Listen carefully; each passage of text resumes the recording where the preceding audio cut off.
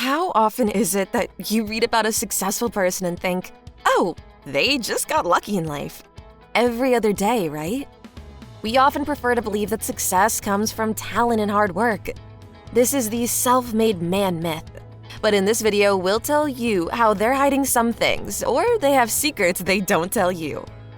Hard work plus what equals success?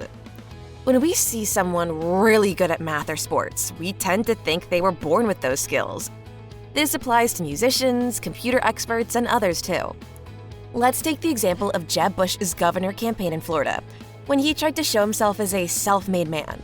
Despite coming from a family with 2 presidents, a rich banker, and a US senator, he focused on the idea that he made it on his own, fitting the cultural idea that personal efforts lead to success. But Jeb Bush's situation is rare, like someone achieving something very unusual. Similarly, many other successful people have some extra help that we might not notice. Our culture really likes to highlight individual success, sometimes ignoring these extra factors. In short, the whole concept of the self-made man is a story we like to believe, even though it's not entirely true. A sprinkle of luck. Imagine you're really tall, like 6'10". That's awesome for basketball, right? But here's the thing. Being even taller might not make much difference in your success. It's the same with education. Some law schools have special rules to help students from different backgrounds. Even if these students don't do as well in school later on, they achieve just as much as others. Why? Because after you know enough about the law, other things like people skills or getting a lucky chance become more important than just being really good at law. Success in life often stems from unexpected advantages.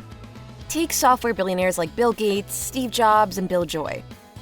They possessed exceptional logical reasoning, ambition, and practical intelligence, and ample opportunities to practice their skills. But it's not just about having opportunities. It's about having a specific sequence of opportunities that allows them to accumulate the crucial 10,000 hours of computer programming practice at precisely the right moment in history. To thrive in the rapidly evolving software industry, they needed to be born at a time late enough to access new computer models for programming, but not so late that others beat them to groundbreaking ideas. The age at which they started their companies also played a crucial role. Being just the right age meant they were more inclined to take significant risks for success as opposed to settling down. While not every successful software tycoon was born between 1954 and 1956, the concentration of success in that era suggests that being in the right place at the right time is a significant factor. Is age just a number? How old are you compared to others in your group can really affect your chances of success. Let me explain with an example. In Canadian youth hockey leagues, they decide age groups based on the calendar year. Sounds fair, right? But it's actually not.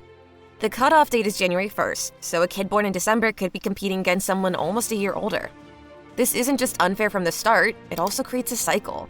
Coaches notice the older kids performing better and praise them, thinking they're more talented. But it's not talent, it's just being older. This advantage builds up, and that's why many professional Canadian hockey players are born in the first half of the year. Now you might be thinking, I'm not a hockey player and I'm not Canadian. But this age thing can happen in lots of areas, like sports or even school, and it definitely affects opportunities and success. Societal impacts on how you're raised. Once you've reached a certain level of skill, natural abilities become less important for success. What matters more is practical intelligence, knowing how to navigate social situations to achieve your goals. This involves understanding who to approach, what to ask, and when. Practical intelligence isn't something you're born with, it's learned. Research by sociologist Annette Lareau shows that wealthier parents tend to instill a sense of entitlement in their children, more than lower-class parents. They do this by paying more attention to their children and providing enriching activities that promote intellectual growth. These parents teach their kids how to demand respect and adapt situations to their needs. In other words, they teach practical intelligence. On the other hand, poorer parents might be intimidated by authority, and their children often experience less encouragement. This is why the rich are getting richer and the poor are getting poorer. Math is tough, and so is rice farming. Ever heard the stereotype that Asians are great at math? Well, there's some truth to it, and it goes back to rice. Yep, rice.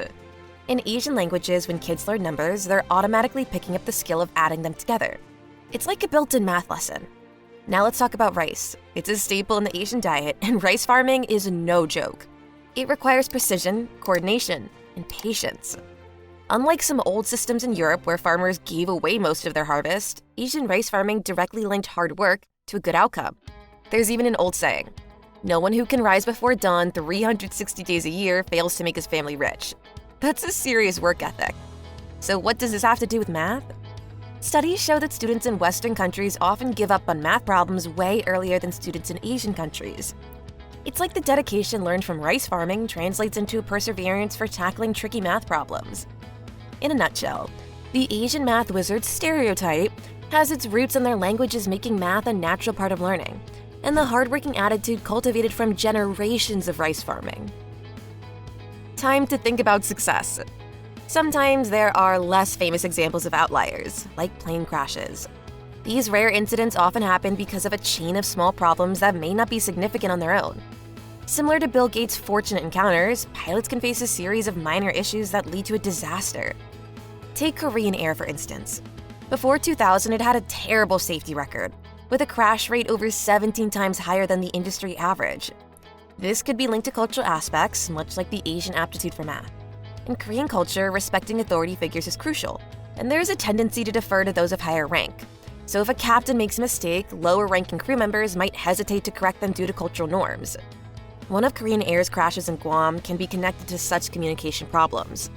The first officer wanted to tell the tired captain that visibility was too poor for a visual approach to the runway. However, due to the cultural context, he hinted, "Don't you think it rains more in this area here?" The captain ignored the comment and the plane crashed into a hill.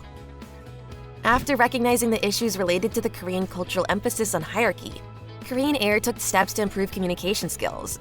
They hired an American firm for this purpose, and now their safety record is on par with their competitors. Makes you think, doesn't it? So whether you're aiming for a goal in hockey or striving for success in school, the key is to level the playing field. Let's break away from the outdated systems that favor some over others and embrace new approaches that give everyone a fair shot. It's time to rewrite the playbook and create a world where talent, hard work, and determination decide the winners, not the luck of the birth date. After all, in this revamped game, success won't be reserved for a chosen few. It'll be a goal within reach for every player on the field.